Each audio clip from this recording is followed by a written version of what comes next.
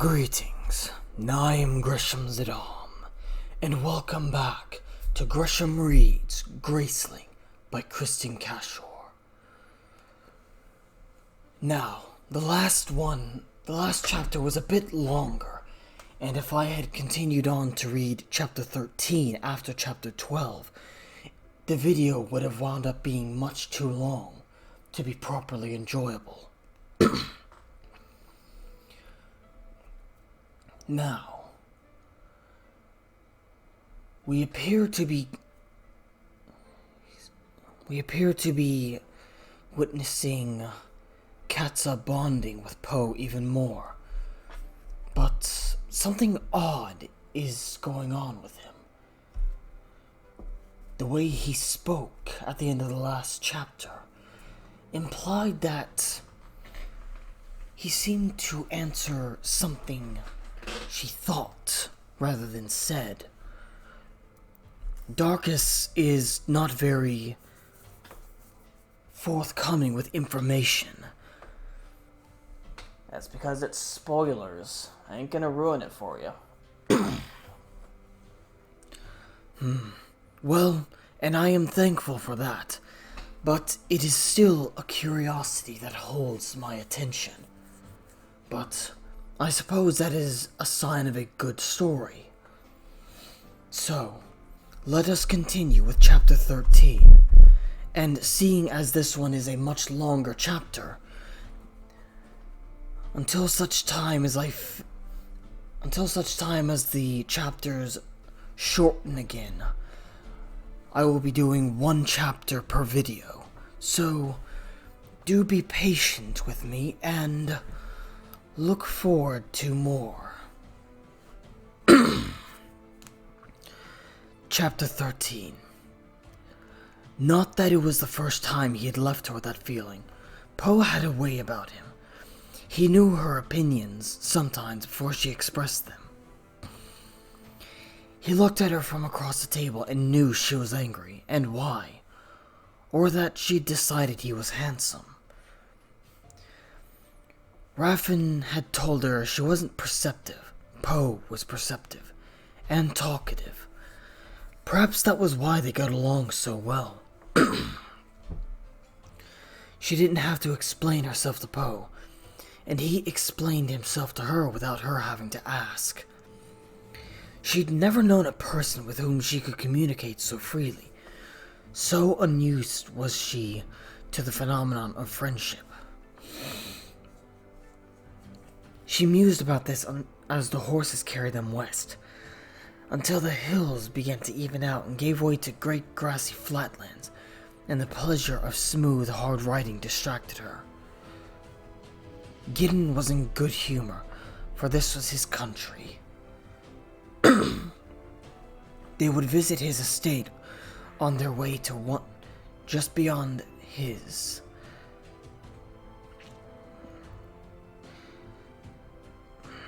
They would sleep in his castle, first on their outward journey, then again on their return. Gideon rode eagerly and fast, and though Katsa didn't relish his company, for once she couldn't complain of their pace. "It's a bit awkward, isn't it?" Ole said, when they stopped at midday to rest, "for the king to have asked you to punish your neighbor." "It is awkward," Gideon said. "Lord Ellis is a good neighbor. I can't imagine what possessed him to create his trouble with Randa." "Well, he's protecting his daughters," Ole said. "No man can fault him for that. It's Ellis's bad luck that it puts him at odds with the king." Randa had made a deal with a Nandarin underlord. The underlord couldn't attract a wife because his holding was in the south-central region of Nandar, directly in the path of Westeran and Estillan raiding parties. It was a dangerous place, especially for a woman, and it was a desolate holding, even without even sufficient servants, for the raiders had killed and stolen so many. The Underlord was desperate for a wife, so desperate that he was willing to forgo her dowry. King Randa had offered to take the trouble to find him a bride, on the condition that her dowry went to Randa. Lord Ellis had 2 daughters of marriable age, 2 daughters and 2 very great dowries. Randa had ordered to choose which daughter he would prefer to send as a bride to Nander. "Choose the daughter who is stronger in spirit," Randa had written, "for it is not a match for the weak-hearted." Lord Ellis had refused to choose either daughter. "Both my daughters are strong in spirit," he wrote to the king, "but I will send neither to the wastelands of Nander. The king has greater power than any, but I do not think he has the power to force an unsuitable marriage for his own convenience." Katsa had gasped when Raffin told her what Lord Ellis said in his letter. He was a brave man, as brave as any Randa had come up against. Randa wanted Gideon to talk to Ellis, and if talk didn't work, he wanted Katsa to hurt Ellis in the presence of his daughters, so that one of them would step forward and offer herself to the marriage to protect her father. Randa expected them to return to his court with one or the other of the daughters and her dowry. "This is a gruesome task we are asked to perform," Ol said. "Even without Ellis being your neighbor, it's gruesome." "It is," Gideon said, "but I see no way around it." They sat on an outcropping of stone and ate bread and fruit. Katsa watched the long grass moving around them. The wind pushed it, attacked it, struck it in one place then another. It rose and fell and rose again. It flowed like water.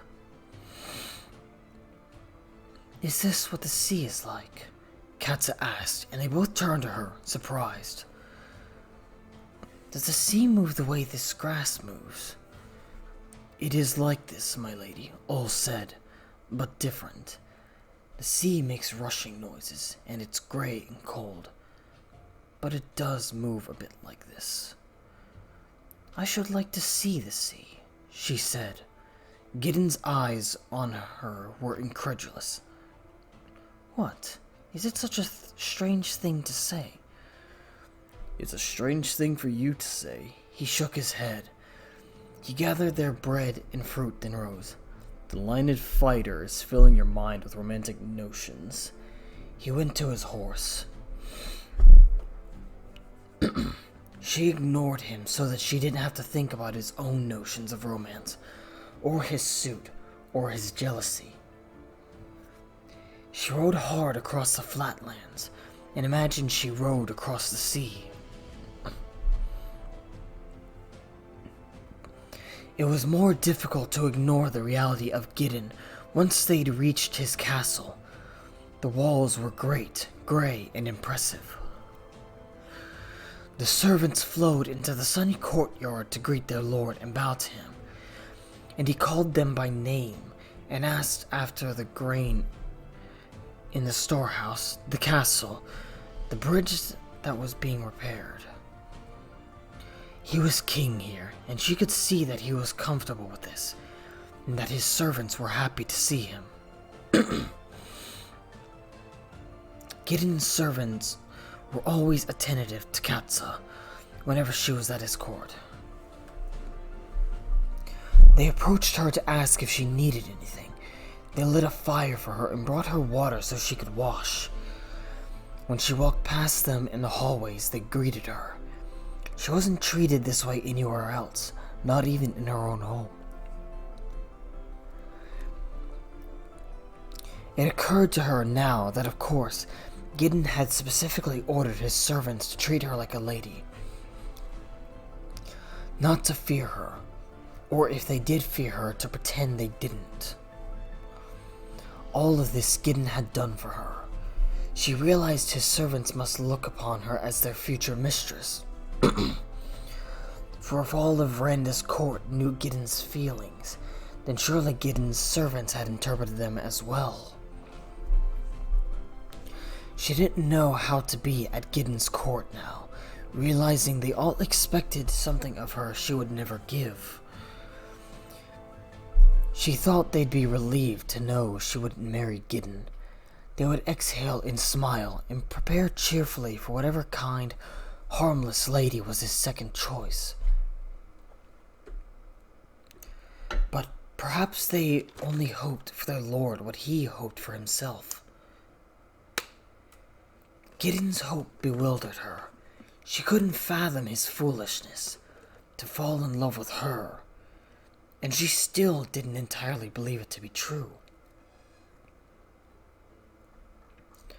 All grew increasingly morose about Lord Ellis.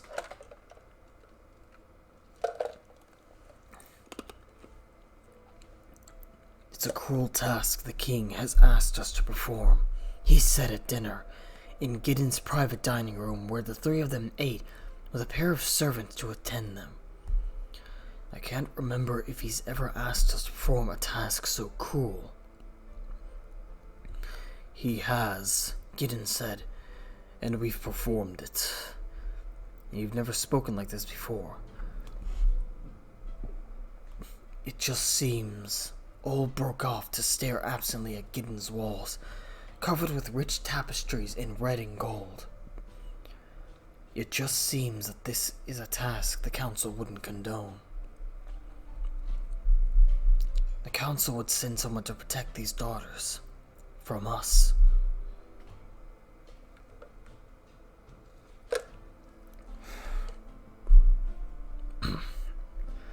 Gideon pushed potatoes onto his fork and chewed. He considered Ole's words. "Can't do any work for the council," he said, "if we don't also follow Randa's commands. We're no use to anyone if we're sitting in the dungeons." "Yes," Ole said, "but still, it doesn't seem right." By the end of the meal, Gideon was as morose as Ole. Katsa watched Ole's craggy face and his unhappy eyes. She watched Gideon eating, his knife reflecting the gold and red of the walls as he cut his meat. His voice was low and he sighed. They both sighed, Ole and Gideon, as they talked and ate.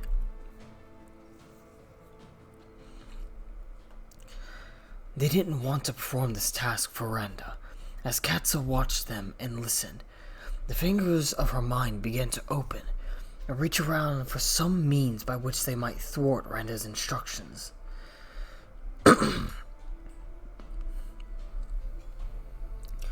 Poe had said it was in her power to refuse Randa, and maybe it was in her power, as it was not in Ole's or Gideon's, because Randa could punish them in ways he couldn't punish her. Could he punish her? He could use his entire army, perhaps, to force her into his dungeons. He could kill her, not in a fight, but he could poison her one night at dinner. If he thought her a danger, or didn't think her useful, he would certainly have her imprisoned or killed. And what if his anger, when she returned to the court without Ellis's daughter, inflamed her own? What would happen at court if she stood before Randa and felt an anger in her hands and feet she couldn't contain? What would she do?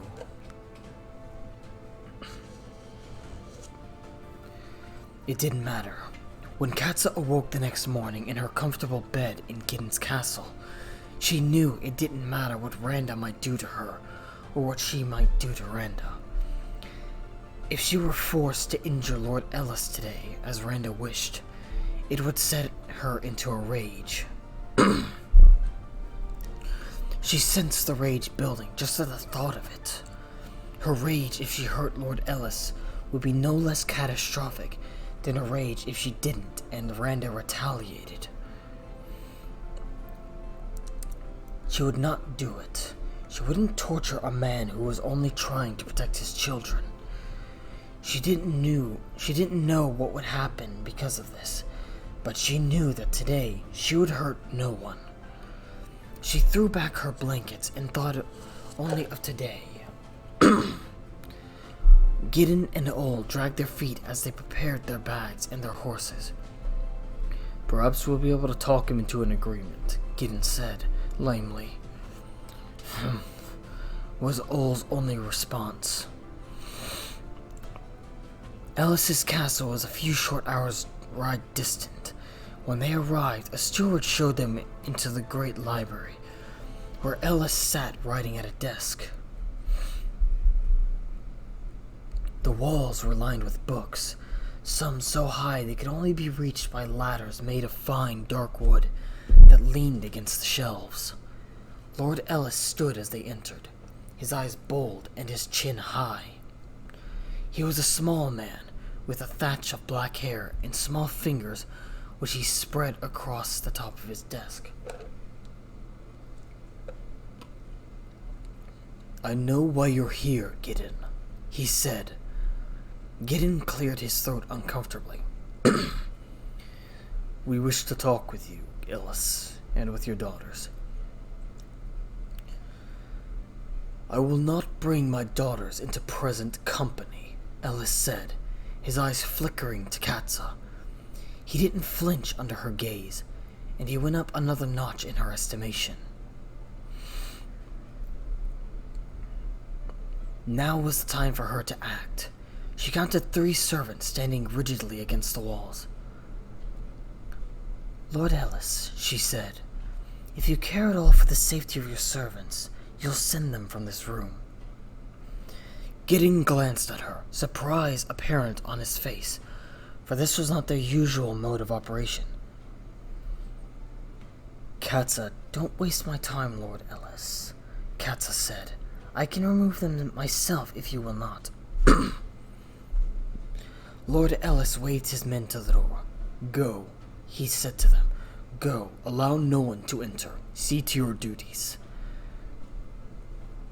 Their duties most likely involved removing the Lord's daughters from the grounds immediately, if the daughters were even at home. Lord Ellis struck Katsa as the type to have prepared for this.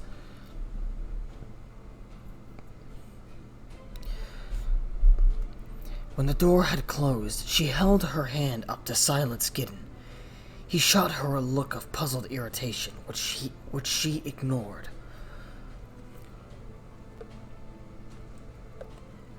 "Lord Ellis," she said, "the king wishes us to talk you into sending one of your daughters to Nander. I imagine we're unlikely to succeed." Ellis's face was hard, and he still held her eyes. "Correct." Katsa nodded. "Very well. That failing, Randa wishes me to torture you until one of your daughters steps forward and offers herself to the marriage." Ellis's face didn't change. "I suspected as much." Gideon's voice was low. "Katsa, what are you doing?" "The king," Katsa said, and then she felt such a rush of blood to her head that she touched the desk to steady herself. "The king is just in some matters. In this matter, he is not. He wishes to bully you. And the king doesn't do his own bullying. He looks to me for that. And I..." Katsa felt strong suddenly. She pushed away from the desk and stood tall. "I won't do what Randa says. I won't compel you or your daughters to follow his command. My lord, you may do what you will." The room was silent. Ellis's eyes were big with astonishment, and he leaned heavily on the desk now, as if danger had strengthened him before and its lack now made him weak. Beside Katsa, Gideon didn't seem to be breathing, and when she glanced at him, his mouth hung slightly ajar. Ol stood a little aside, his face kind and worried.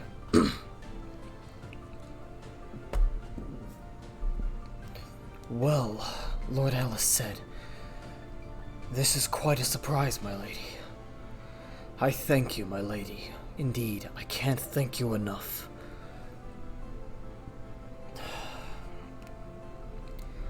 Katsa didn't think a person should thank her for not causing pain. Causing joy was worthy of thanks. Causing pain worthy of disgust. Causing neither was neither. It was nothing, and nothing didn't warrant thanks.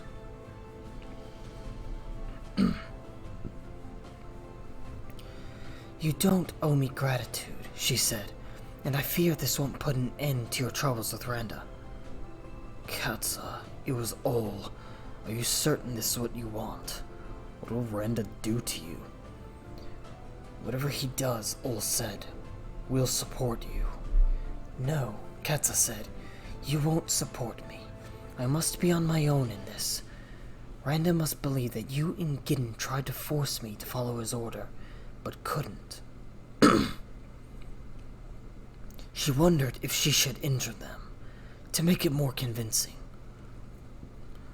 "But we don't want to perform this task any more than you do," Gideon said. "It's our talk that propelled you to make this choice. We can't stand by and let you—" Katsa spoke deliberately. "If he knows you disobeyed him, he'll imprison you or kill you. He can't hurt me the way he can hurt you. I don't think his entire guard could capture me. And if they did, at least I don't have a holding that depends on me, as you do, Gideon.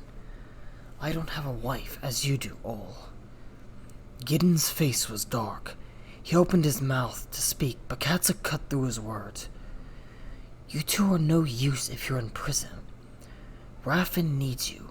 Wherever I may be, I will need you." Gideon tried to speak. "I won't." She would make him see this. She cut through his obtuseness and make him see this. She slammed her hand on the desk so hard that the papers cascaded onto the floor. "I'll kill the king," she said. "I'll kill the king unless you both agree not to support me.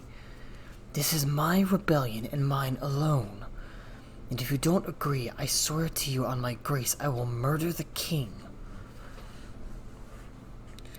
She didn't know if she would do it, but she knew she seemed wild enough for them to believe she would. She turned to Ol. "Say you agree." Ol cleared his throat. "It will be as you say, my lady." She faced Gideon. "Gideon? I don't like it. Gideon, it will be as you say," he said, his eyes on the floor and his face red and gloomy. Katsa turned to Ellis. "Lord Ellis, if Randa learns that Captain Ol or Lord Gideon agreed to this willingly, I'll know that you spoke. I'll kill you. I'll kill your daughters. Do you understand?" "I understand, my lady," Ellis said, "and again, I thank you." Something caught in her throat at this second thanks, when she threatened him so brutally. When you're a monster, she thought, you are thanked and praised for not behaving like a monster. She would like to restrain from cruelty and receive no admiration for it.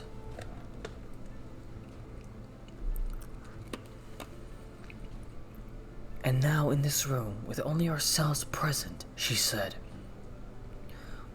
"we'll work out the details of what we'll claim happened here today." They ate dinner in Gideon's dining room, in Gideon's castle, just as they had the night before. Gideon had given her permission to cut his neck with her knife, and Ol had allowed her to bruise his cheekbone. She would have done it without their permission, for she knew Randa would expect evidence of a scuffle. But Ol and Gideon had seen the wisdom of it, or perhaps they'd guessed she would do it whether or not they agreed. They stood still and bravely.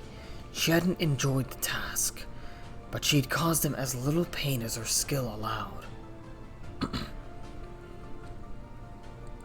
There was not much conversation at dinner. Katsa broke bread, chewed and swallowed. She stared at the fork and knife in her hands. She stared at her silver goblet. "The Astillan Lord," she said. The men's eyes jumped up from their plates. "The Lord who took more lumber from Randa than he should have. You remember him?" They nodded. "I didn't hurt him," she said. "That is, I knocked him unconscious, but I didn't injure him." She put her knife and fork down and looked from Gideon to Ol. "I couldn't. He more than paid for his crime in gold. I couldn't hurt him." They watched her for a moment. Gideon's eyes dropped to his plate. Ol cleared his throat. Perhaps the council work has put us in touch with our better natures," he said. Katsa picked up her knife and fork, cutting into her mutton, and thought about that. She knew her nature. She would recognize it if she came face to face with it. It would be a blue-eyed, green-eyed monster, wolf-like and snarling. A vicious beast that struck out at friends in uncontrollable anger. A killer that offered itself as the vessel of the king's fury. But then, it was a strange monster, for beneath its exterior it was frightened and sickened by its own violence. It chastised itself for its savagery, and sometimes it had no heart for violence, and rebelled against it utterly. A monster that refused sometimes to behave like a monster. When a monster stopped behaving like a monster, did it stop being a monster? Did it become something else? Perhaps she wouldn't recognize her own nature after all.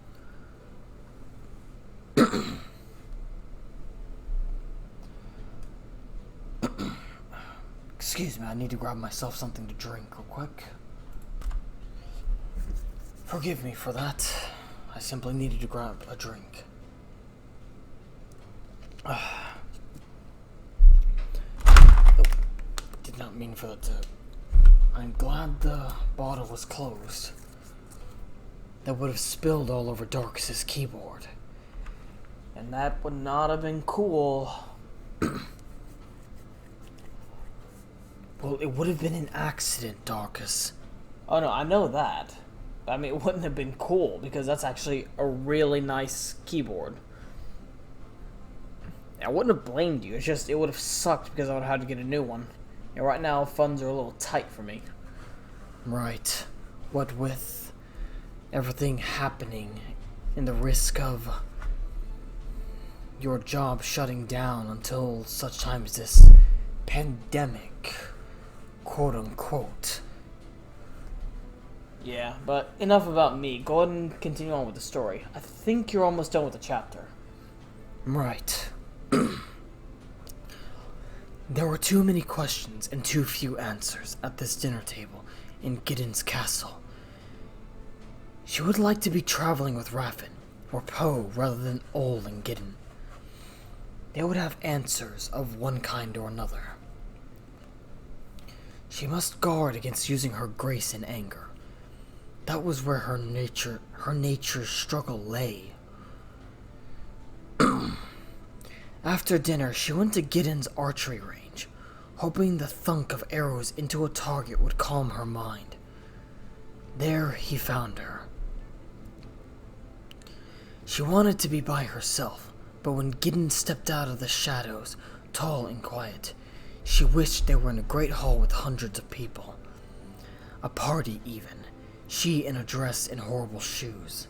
A dance. Any place other than alone with Gideon, where no one would stumble upon them and no one would interrupt. You're shooting arrows at a target in the dark, Gideon said. She lowered her bow She supposed this was one of his criticisms. Yes, she said, for she could think of no other response. Are you as good a shot in the dark as you are in the light? Yes, she said, and he smiled, which made her nervous. If he was going to be pleasant, then she feared where this was heading. She would much prefer him to be arrogant and critical and unpleasant if they must be alone together. There's nothing you can't do, Katsa. Don't be absurd. But he seemed determined not to argue. He smiled again and leaned against the wooden railing that separated her lane from the others. What do you think will happen at Renda's court tomorrow? He asked. Truly, I don't know, Katsa said. Renda will be very angry. I don't like that you're protecting me from his anger, Katsa. I don't like it at all. I'm sorry, Gideon, as I'm sorry for the cut on your neck. Shall we return to the castle? She lifted the strap of the quiver over her head and set it on the ground.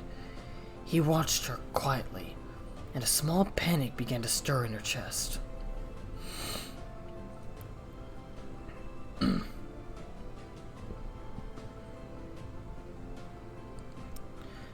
You should let me protect you, he said.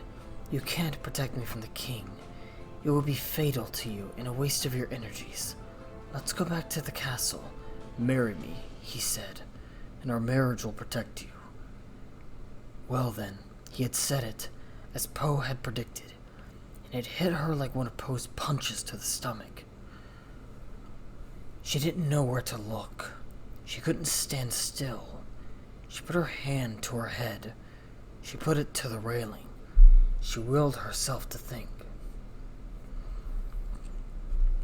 Our marriage wouldn't protect me, she said. Randa wouldn't pardon me simply because I'm married. But he would be more lenient, Gideon said. Our engagement would offer him an alternative. It would be dangerous for him to try to punish you, and he knows that. If we say we're to be married, then he can send us away from court. He can send us here, and he'll be out of your reach, and you out of his. And there will be some pretense of good feeling between you. And she would be married, and to Gideon. She would be his wife, the lady of his house. She'd be charged with entertaining his wretched guests, expected to hire and dismiss servants based on their skill with a pastry or some such nonsense, expected to bear him children and stay at home to love them. She would go to his bed at night, Gideon's bed, and lie with the man who considered a scratch on her face to be an affront to his person. A man who thought himself her protector. Her protector when she could outduel him if she used a toothpick to his sword. She breathed away the fury. He was a friend and loyal to the council. She wouldn't speak what she thought. She would speak what Raffen had told her to speak. Gideon, she said, surely you've heard that I don't intend to marry. But would you refuse a suitable proposal? And you must admit, it seems a solution to your problem with the king. Gideon. He stood before her, his face even, his eyes warm, so confident. He didn't imagine she could refuse him, and perhaps that was forgivable, for perhaps no other woman would. Gideon, you need a wife who will give you children. I've never wished children. You must marry a woman who wishes babies. You're not an unnatural woman, Katsa. You can fight as other women can't, but you're not so different from other women. You'll want babies, I'm certain of it. She hadn't expected to have such an immediate opportunity to practice containing her temper. For he deserved a thumping to knock his certainty out of his head and onto the ground where it belonged. I can't marry you, Gideon. It's nothing to do with you, it's only to do with me. I won't marry, not anyone, and I won't bear any man children.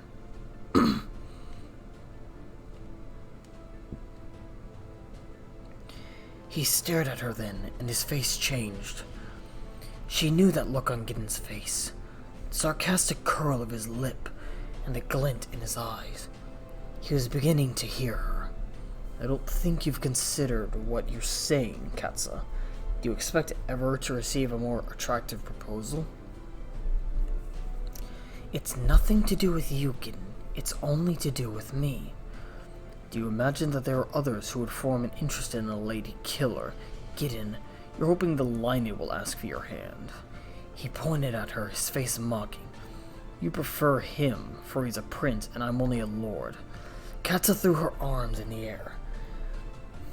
Gideon, of all the preposterous... He won't ask you, Gideon said. And if he did, you'd be a fool to accept. He's about as trustworthy as Mergen. Gideon, I assure you, nor is he honorable, Gideon said.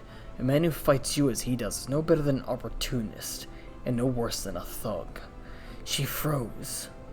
She stared at Gideon, and didn't even see his finger jabbing in the air. His puffed up face.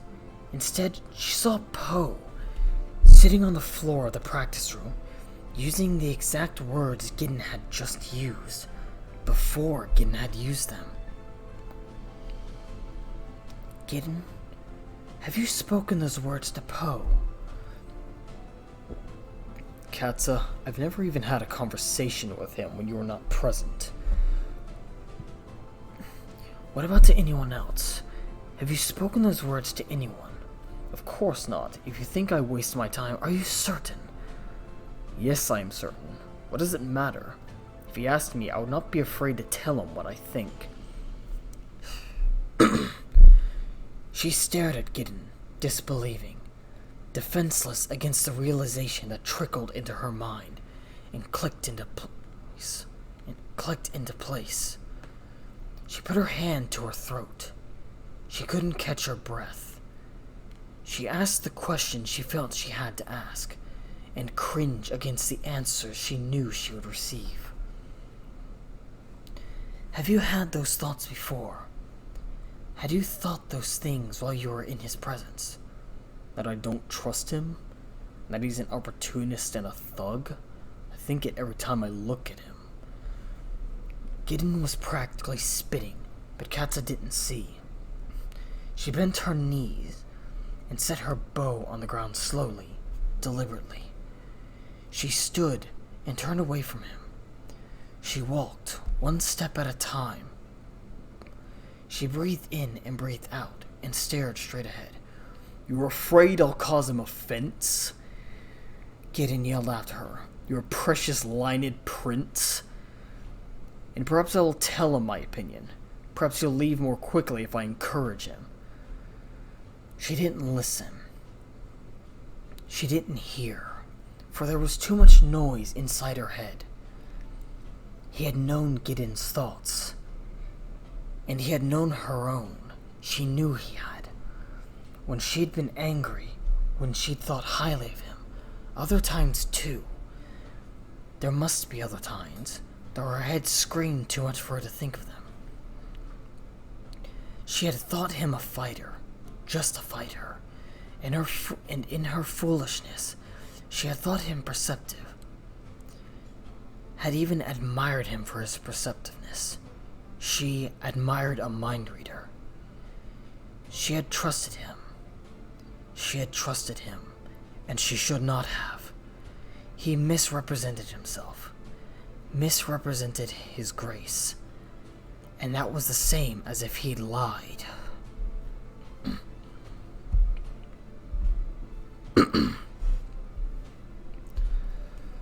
Well, that will call it for this. I do hope you've enjoyed. I certainly have found this most fascinating. And this was the reveal. It honestly clicked into place with me whenever Gideon had spoken those very same words.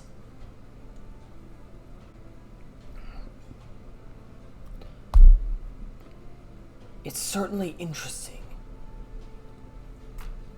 And I wonder how his mind-reading capabilities work.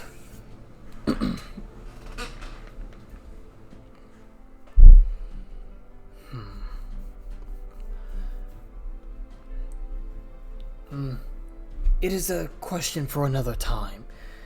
In the meantime, if you enjoyed this chapter and this video, be sure to leave a like and a comment down below telling your thoughts on the story so far.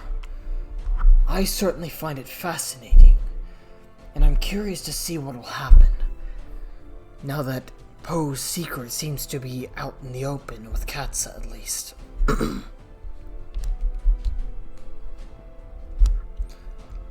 Also, if you enjoy the content that myself and Darkus upload to the channel, be sure to subscribe and ring the notification bell so you can always be alerted whenever we upload.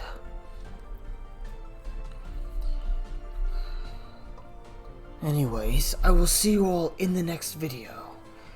I am Gresham, and I am signing out.